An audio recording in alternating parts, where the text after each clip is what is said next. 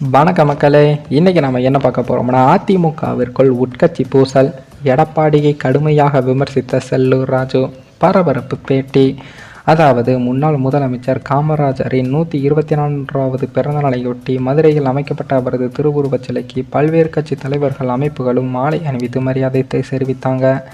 அதிமுக சார்பாக முன்னாள் அமைச்சர் செல்லூர் ராஜு மாலை அணிவித்து மரியாதையும் செலுத்தினார்.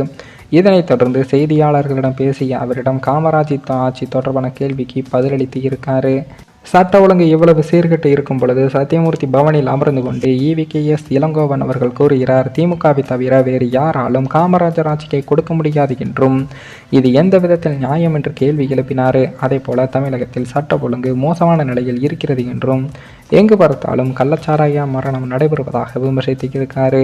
அதே போல அதிமுக தொண்டரை விமர்சித்த சர்ச்சை ஆடியோ ஒன்று தொடர்பான கேள்விக்கு பதிலளித்த அவர், சமூக வலைதளத்தில் வெளியான அந்த ஆடியோ குறித்து எனக்கு எதுவும் தெரியாது என்றும் 1 மணி நேரம் நிமித்தமாகத்தான் நான் வெளியில் சென்று இருந்ததால் அது குறித்து எனக்கு தெரியாது. அது என்னவென்று கேட்ட பிறகு அது குறித்து விளக்கமளிப்பதாக கூறியிருக்காரு. அதே போல அதிமுகவின் கோட்டையாக பார்க்கப்பட்ட மதுரையில் 3வது இடத்திற்கு தள்ளப்பட்டது குறித்து கேள்விக்கு பதிலளித்த அவர், கோடை காலத்தில் வேகாத வெயிலில் ஓட்டு கேட்டோம். ஓட்டு கேட்டதில் ஏதேனும் குறை இருந்ததா என்றும், குறிப்பிட்ட சமுதாயம் இந்தியாவை ஆள வேண்டும் என்பதற்காக மோடிக்கு வாக்களித்து இருக்காங்க. சிறுபான்மையினர் ராகுல் காந்திக்கு வாக்களித்து இருக்காங்க.